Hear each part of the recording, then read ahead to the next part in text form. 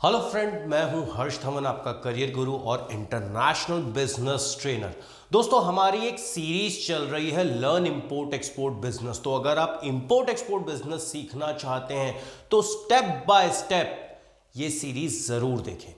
आज मैं इस वीडियो में बताने जा रहा हूं परचेज ऑर्डर के बारे में। जब भी हम इंपोर्ट एक्सपोर्ट बिजनेस करते हैं तो शुरुआत हमारी परचेज ऑर्डर से होती है। और ये परचेज ऑर्डर है क्या दोस्तों?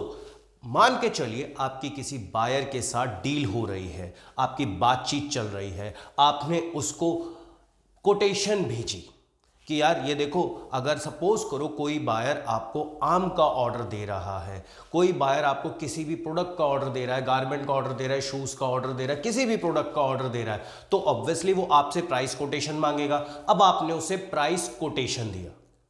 प्राइस कोटेशन को कभी भी चेंज किया जा सकता है, कैंसिल किया जा सकता है, मॉडिफिकेशन किया जा सकता है। बट अब वो प्राइस कोटेशन जब बायर के पास पहुंचा और बायर कहता ठीक है यार, इसका प्राइस तो सही है, अब मैं इसको ऑर्डर दूंगा, तो बायर आपको परचेज ऑर्डर भेजेगा। अब आप कहेंगे सर, बायर हमें परचेज ऑर्डर भेजेगा, उसमें है क्या क्या क्या लिखा होता है और मुझे इस पे एक्ट कैसे करना है? सबसे पहले मैं आपको यह बता दूं, ये एक तरीके से बायर की तरफ से अप्रूवल है, एक लीगल अप्रूवल है कि हां, बायर आपके प्रोडक्ट को आपकी भेजी हुई कोटेशन के अनुसार खरीदना चाहता है। अब वो परचेज ऑर्डर भेजेगा। परचेज ऑर्डर में वो जितना भी ऑर्डर लेना चाहता है उसकी सारी डिटेल्स मेंशन करेगा कि भैया अगर मुझे मैंगो चाहिए तो कौन सी क्वालिटी का चाहिए, कितना टन चाहिए, उसकी पैकेजिंग कैसे चाहिए, उसका इंस्पेक्शन चाहिए, और सबसे बड़ी बात, जो आपने प्राइस भेजा वो भी स्पेसिफिक करके देगा, और साथ के साथ वो कौन सी पेमेंट टर्म्स में डील करेगा, उसकी टर्म्स एंड कंडीशन कौन सी होगी। मान के चलिए आप बायर को कहते हैं कि देखो जी मैं एलसी में डील करूंगा, तो बायर उसमें मेंशन करके देगा कि हां, हम एलसी में डील करने के लिए तैयार है, मैं आपको एलसी भेजूंगा।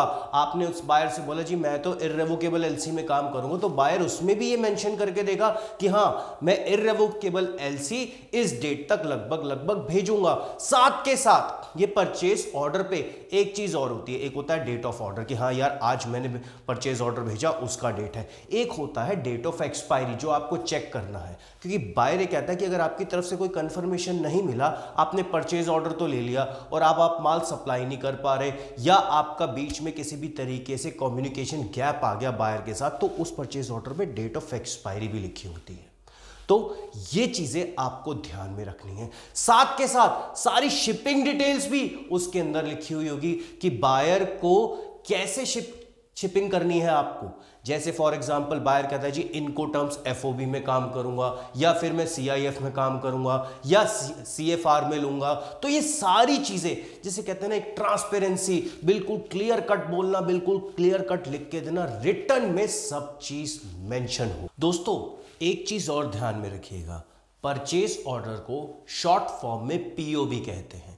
जब आप बायर के साथ कम्युनिकेट कर रहे हैं, ईमेल के थ्रू बात कर रहे हैं, तो समटाइम्स पूरा परचेज ऑर्डर नहीं लिख के दिया जाता, या बायर ने नहीं लिख के दिया, उसने शॉर्ट फॉर्म लिख दी पीओ। तो ध्यान में रखिए, वो परचेज ऑर्डर की बात कर रहा है। दोस्तों, एक चीज और मेरी आप लोगों से एक रिक्वेस्ट है, जो लोग इस वीडियो को पहली बार देख रहे हैं तो प्लीज सब्सक्राइब करना बिल्कुल ना भूलिए, और प्रैक्टिकली बिना सीखे इंपोर्ट एक्सपोर्ट को मत करिए। हम अपने इंस्टीट्यूट में भी प्रैक्टिकल ट्रेनिंग देते हैं, इंडस्ट्रियल विजिट कराते हैं, पोर्ट विजिट कराते हैं, कोल्ड स्टोरेज विजिट कराते हैं, इंटरनेशनल ट्रेड फेयर विजिट कराते हैं, रहने खाने की व्यवस्था भी आपको यहाँ देते हैं, ऑफलाइन और ऑनलाइन हमारी प्रैक्टिकल ट्रेनिंग चलती है, लाइफ टाइम सपोर्ट आपको मिलता है।